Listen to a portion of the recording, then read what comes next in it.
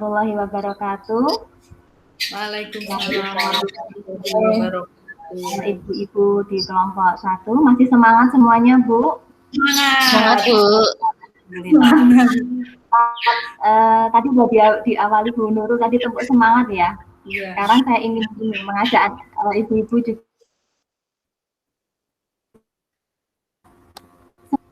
mana semu, nanti menjawab ini semangatku sambil mengepalkan tangan ya Bu ya. Ya, nanti ikuti instruksi dari saya ya Bu. Ya. Ya Bu, ya. Mana semangatmu? Ini semangatku. Iya. Mana hebatmu? Ini hebatku. Mana senyummu? Ini senyumku. Iya.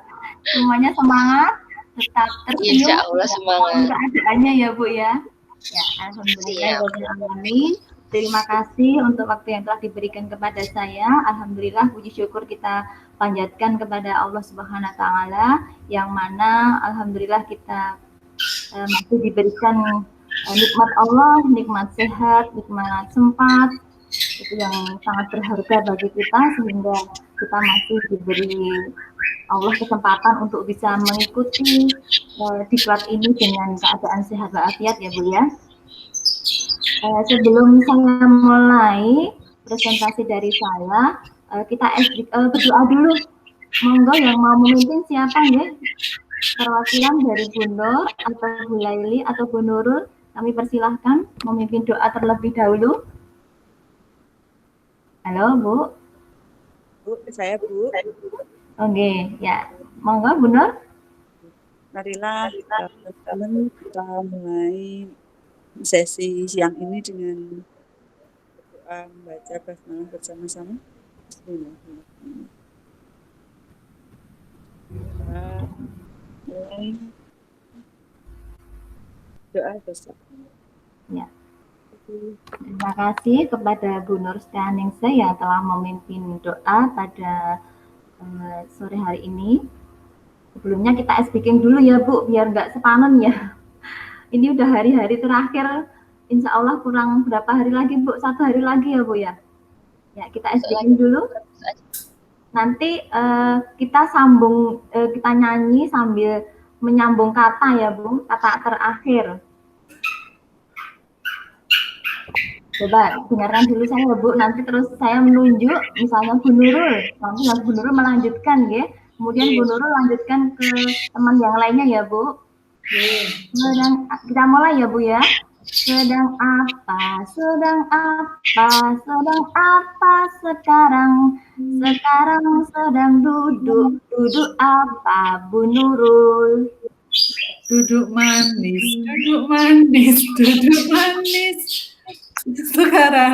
Sekarang manis apa Bu Laili? Manis gula sekarang manis gula apa sekarang? Bu Nur.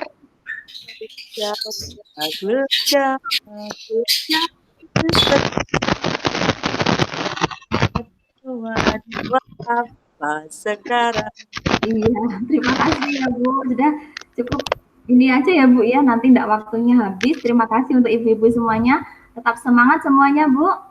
Ya, izinkan saya untuk mempresentasikan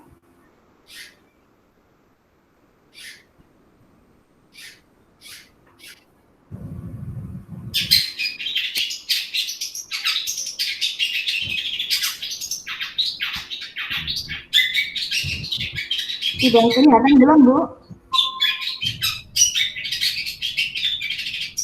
Sudah. Sudah ya Bu ya. Bisa kita mulai. Di sini saya akan memaparkan materi yang berkaitan dengan satu, mungkin tadi sudah dipresentasikan oleh Bu Nur dan Bu Nurul, mungkin saya ini hanya menambahi saja, nanti kalau ada kekurangannya mohon masukannya ya Bu Ibu ya. Di sini saya akan mempresentasikan materi tentang yang pertama yaitu prinsip-prinsip asesmen. Kemudian yang kedua yaitu nanti tentang alur pembelajaran. Sekarang saya bertanya dulu Ibu-Ibu, mungkin nanti ada yang bisa menjawab. Yang pertama yaitu apa yang Anda ketahui tentang prinsip. Monggo, siapa yang mau menjawab? Kami persilakan. Bu Laili atau Bu Nurul atau Bu Nur. Monggo Bu, yang Anda ketahui tentang prinsip itu apa Bu? Pedoman, Bu. Pedoman, ya bisa. Mungkin yang lain ada yang menambahi Bu? Acuan. Acuan, ya. Acuan, tujuan, acuan, pedoman. Kemudian apa lagi Bu? Bisa ya, itu ya pengertian dari prinsip ya. Kemudian yang kedua yaitu tentang alur. Alur itu apa Bu? Perjalanan. Bu Nurul? Perjalanan, ya bisa. Rangkaian proses, ya, rangkaian proses perjalanan menuju sesuatu tujuan. Kemudian setelah kita memahami tentang apa itu prinsip, apa itu alur, sekarang kita akan masuk materi tentang prinsip-prinsip asesmen. Yang pertama, prinsip asesmen yaitu asesmen merupakan bagian terpadu dari proses pembelajaran, memfasilitasi pembelajaran, kemudian menyediakan informasi sebagai umpan balik untuk guru. Nah, ini ada feedback ya dari murid ke guru, kemudian dari peserta didik dan orang tua. Ini prinsip asesmen yang pertama. Kemudian dari prinsip itu, sebelum kita menuju ke asesmen itu penilaian, ini sangat penting dalam proses pendidikan, dalam proses belajar mengajar. Ini asesmen ini yang titik akhir ya Bu ya, yang menentukan hasil belajar siswa. Hasil belajar siswa ya. Ini ya rangkaian asesmen itu setelah kita yang pertama apa Bu? Rencana pembelajaran. Setelah kita menuliskan, membuat langkah-langkah rencana pembelajaran, kemudian kita tuangkan dalam kegiatan proses kegiatan belajar mengajar atau KBM. Nah, dari proses kegiatan belajar mengajar inilah nanti akan ada suatu penilaian, baik itu penilaian formatif maupun penilaian sumatif. Kemudian asesmen diagnostik, kognitif, dan diagnostik non-kognitif. Kemudian dari asesmen rangkaiannya seperti itu, ada rencana, kemudian kegiatan, kemudian yang terakhir asesmen. Prinsip asesmen yang kedua yaitu asesmen perlu dirancang dan dilakukan sesuai dengan tujuan. Maksudnya apa Bu di sini tujuan?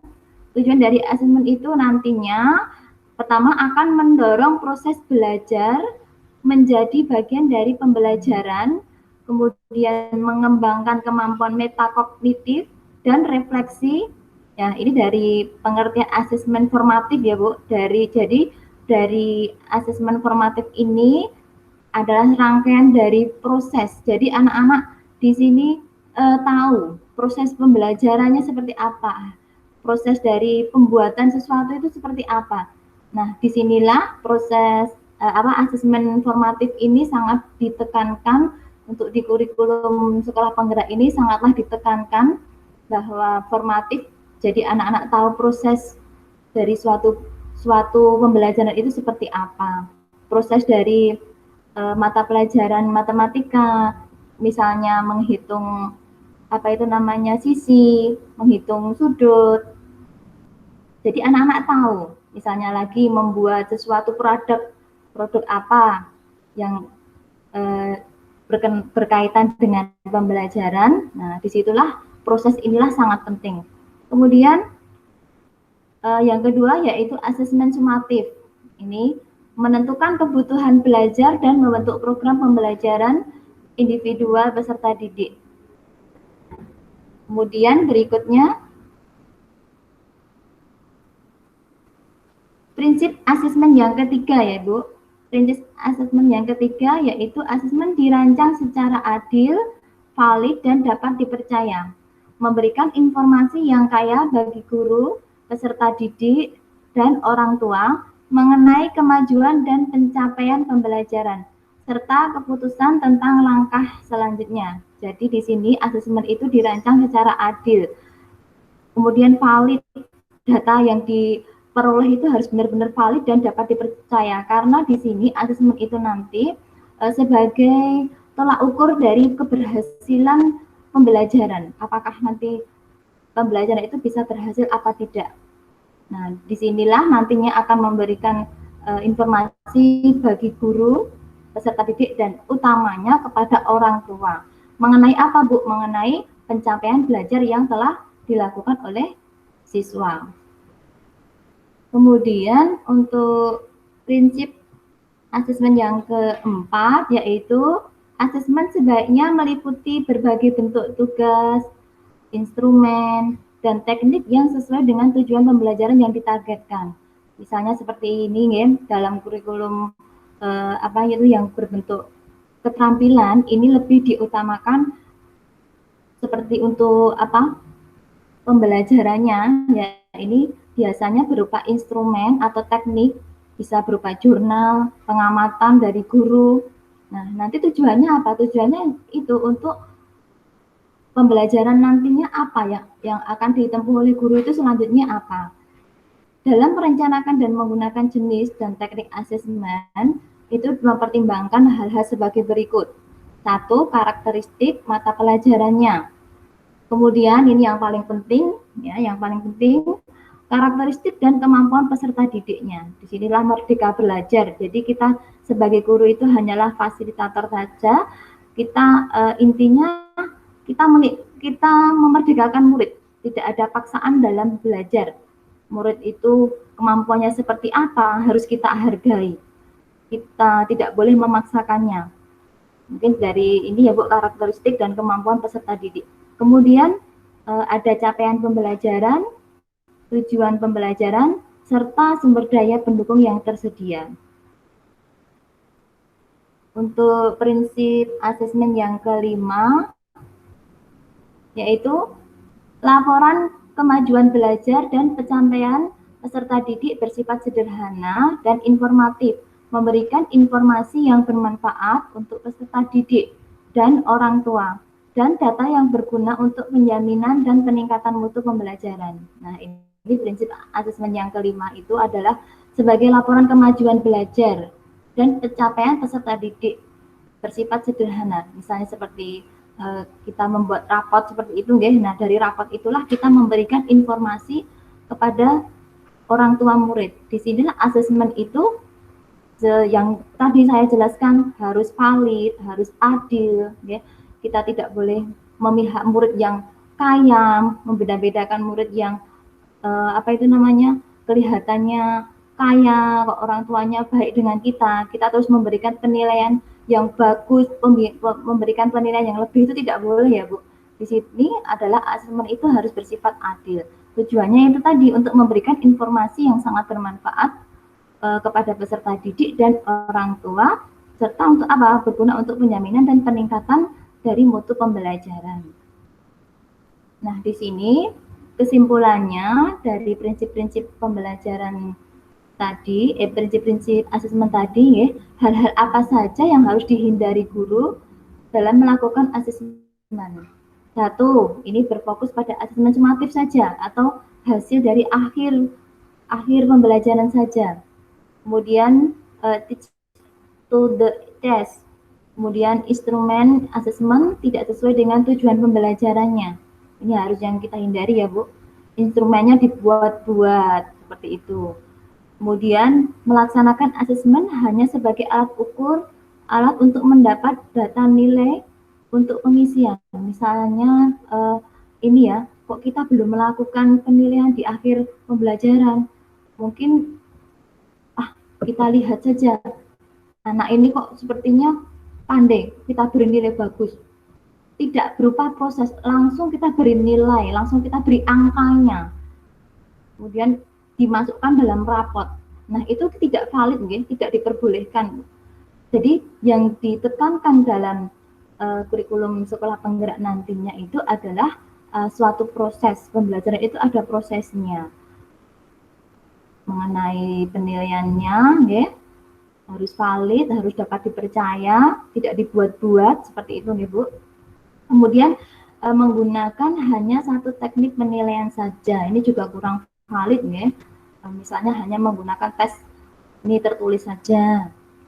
Ya, kemarin kita sudah mempelajari tentang penilaian diagnostik non kognitif dan ada diagnostik yang kognitif. Nah, itu nanti bisa kita kembangkan sendiri. Misalnya dalam satu proses pembelajaran itu kita mengambil diskusi, kita lihat prosesnya bagaimana, kemudian akhirnya anak-anak itu mempresentasikan seperti apa, itu kita lihat dari prosesnya, proses pembelajarannya. Kemudian ada bermain peran seperti apa. Nah, kita menilainya di situ nih Bu, kita lebih tekankan di situ. Nah, ini yang paling penting adalah guru diharapkan mampu menerapkan moderasi dalam asesmen. Maksudnya apa? Yaitu memastikan antar guru mampu melakukan asesmen secara adil dan konsisten dengan menggunakan kriteria tertentu. Kemudian melakukan komunikasi, konfirmasi, dan klarifikasi antar guru. Jadi misalnya ada guru mapel ini kok dalam menilainya kurang bagus, kurang langsung ke nilai akhir saja. Nah, ini diharapkan kita sebagai komite pembelajaran itu harus tahu bahwa di sini ada proses, ya. Kita bisa mengingatkan teman kita, ya, memastikan antar guru itu mampu, semua bisa melakukan asesmen secara adil dan konsisten. Ini tujuannya tadi untuk pelaporan kepada orang tua. Jadi nilai itu tidak dibuat-buat, istilahnya seperti itu, ya Bu. Nilai itu harus ada proses prosedurnya. Bahwa nilai anak-anak yang pintar itu ya benar-benar pintar, ya. Tidak dibuat-buat seperti itu. Nah, itulah kesimpulan mengenai prinsip-prinsip asesmen. Kemudian yang berikutnya saya akan mempresentasikan mengenai alur tujuan pembelajaran. Nah, di sini pengertian dari tujuan pembelajaran itu apa, Bu? Yaitu merupakan deskripsi pencapaian 3 aspek kompetensi, yakni pengetahuan, keterampilan, dan sikap yang diperoleh siswa dalam satu atau lebih kegiatan pembelajaran yang disusun secara kronologis berdasarkan urutan pembelajaran dari waktu ke waktu yang menjadi prasyarat menuju capaian pembelajaran. Di sini ada kompetensi 3 aspek, yaitu apa saja Bu tadi? Pengetahuan, kemudian keterampilan, dan sikap. Inilah 3 ranah ini yang diutamakan dalam proses tujuan pembelajaran ini. Harus ada bagaimana pengetahuan anak, bagaimana keterampilan anak dalam membuat sesuatu, mengaplikasikan sesuatu, kemudian sikapnya bagaimana, tutur katanya bagaimana, sikapnya terhadap guru seperti apa, itu harus kita nilai, harus ada proses penilaiannya.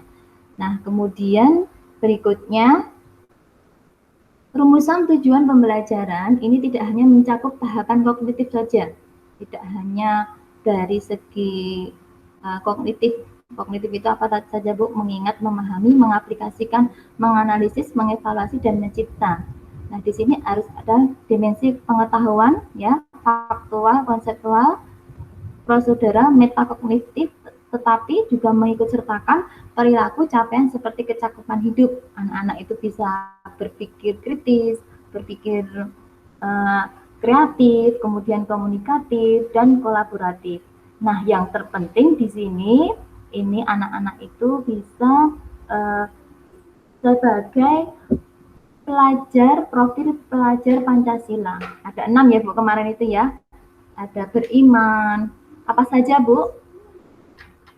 Tadi yang disebutkan Bu Nurul tadi, sama ya ini ya, beriman, kemudian berkebinekaan global, kemudian bergotong royong, ya, kreatif, bernalar kritis, dan mandiri.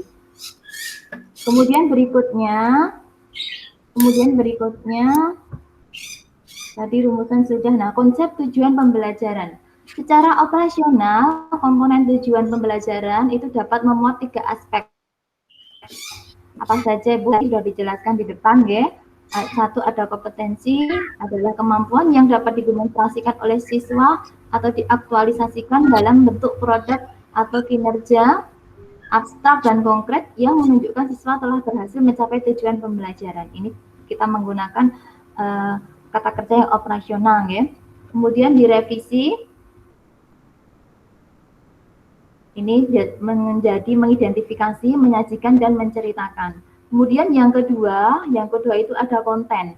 Konten itu apa Bu? Artinya ilmu pengetahuan atau inti, ini konsep ya, konsep yang utama yang diperoleh oleh siswa melalui pemahaman selama di akhir 1 unit pembelajaran. Kemudian yang ketiga yaitu variasi. Variasi itu apa Bu? Variasi adalah sebuah keterampilan berpikir apa saja yang perlu dikuasai siswa untuk dapat mencapai tujuan pembelajaran tersebut.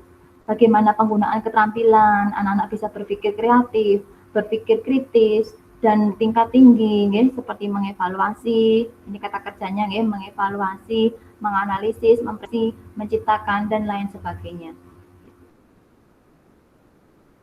Itu adalah konteks tujuan pembelajaran. Ada 3 nih tadi aspeknya. Kemudian berikutnya, nah ini konsep tujuan tadi kompetensi. Ini kata kerja yang menunjukkan keterampilan atau aksi. Kemudian ada konten, yaitu mengenai materi apa yang dipelajari anak-anak. Kemudian yang ketiga ini variasi, penggunaan keterampilan berpikir kreatif, kritis, dan tingkat tinggi. Nah kesimpulannya dari tujuan pembelajaran tadi adalah apa tadi Bu? Tujuan pembelajaran yaitu pencapaian 3 aspek kompetensi yang ditekankan 3 aspek tadi. Ada pengetahuan, keterampilan, sikap yang diperoleh oleh siswa dalam melakukan atau melaksanakan kegiatan pembelajaran. Kemudian komponen itu ada 3 aspek yaitu kompetensi, konten, dan variasi. Demikian Ibu yang dapat saya sampaikan, ada kurang lebihnya saya mohon maaf. Monggo bagi ibu-ibu yang mau menambahi, kami persilahkan.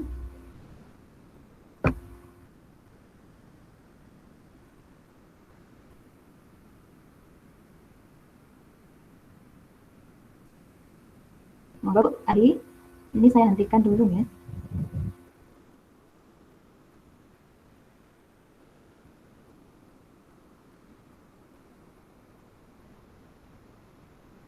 Bu Nurul, mungkin mau menambahi Bu materi yang telah saya sampaikan tadi.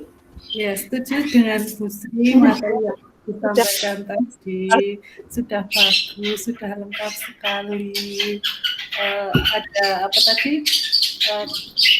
Komponen penyusunan tujuan pembelajaran, ada prinsip-prinsipnya, sudah bagus. Sudah lengkap.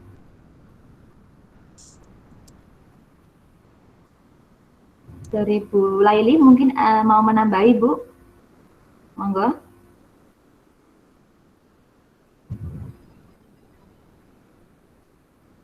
Bu Laili, sudah nggak ada Bu, nggak ada yang mau menambahi dari Bu Nur? Alhamdulillah sudah sangat paham dengan yang dijelaskan Bu Sriani karena sangat konkret sekali Bu. Oh iya. Alhamdulillah ya Bu, karena ibu-ibu itu juga sudah hebat-hebat. Kalau saya itu terakhir ini hanya menambahi saja ini Bu. Tadi yang sudah ibu-ibu sampaikan itu jauh lebih bagus.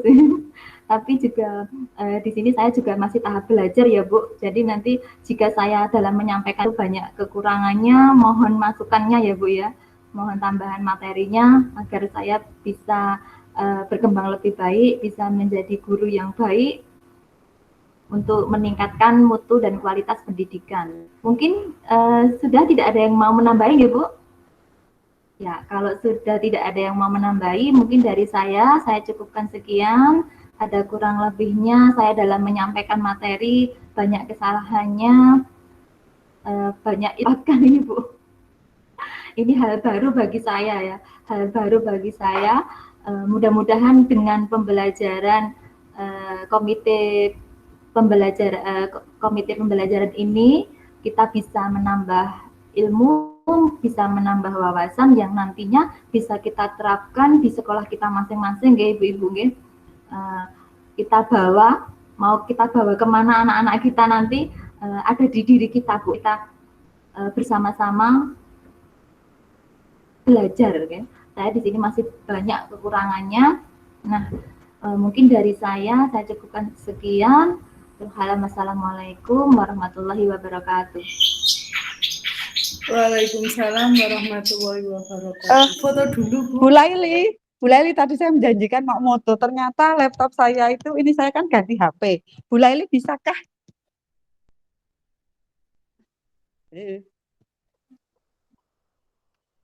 Halo. Yang ambil foto Bu Laili bisakah?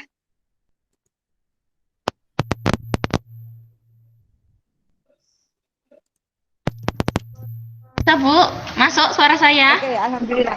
Masuk. Ya. Alhamdulillah. Ya, oke. Ini Kita Bu action Sriani dulu.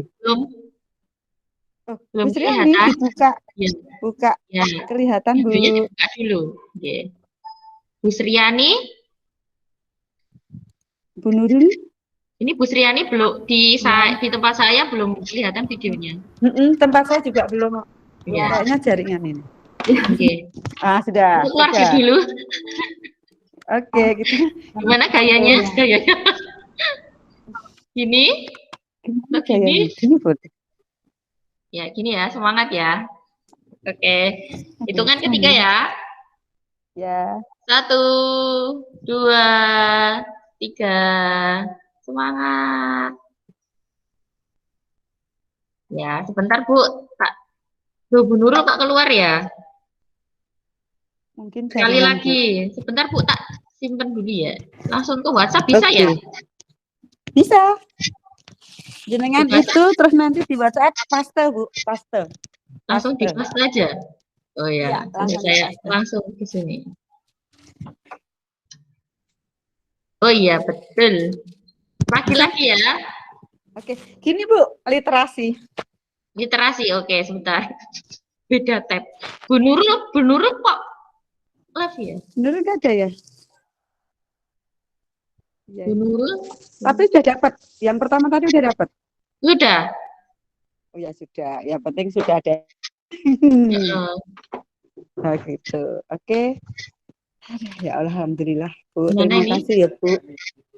Sudah nggak apa-apa, tadi udah dapat toh? Sudah. Alhamdulillah. Terima Oke. kasih ya, sangat kompak sekali. Saling mendukung. Oke. Alhamdulillah, tugas Ya, hari ke-9. Ya, terima kasih ya, Ada Ibu. salah. Semuanya. Ya, tetap semangat. Ada salah mohon Ya. maaf. Nggih. Saya izin live. Siap-siap Ya. mau pulang ini. Bismillah. Iya. Assalamualaikum. Ya. Salam. Juga mau pulang. Jadi ya Bu, yang masih di kantor. Oke. Oke.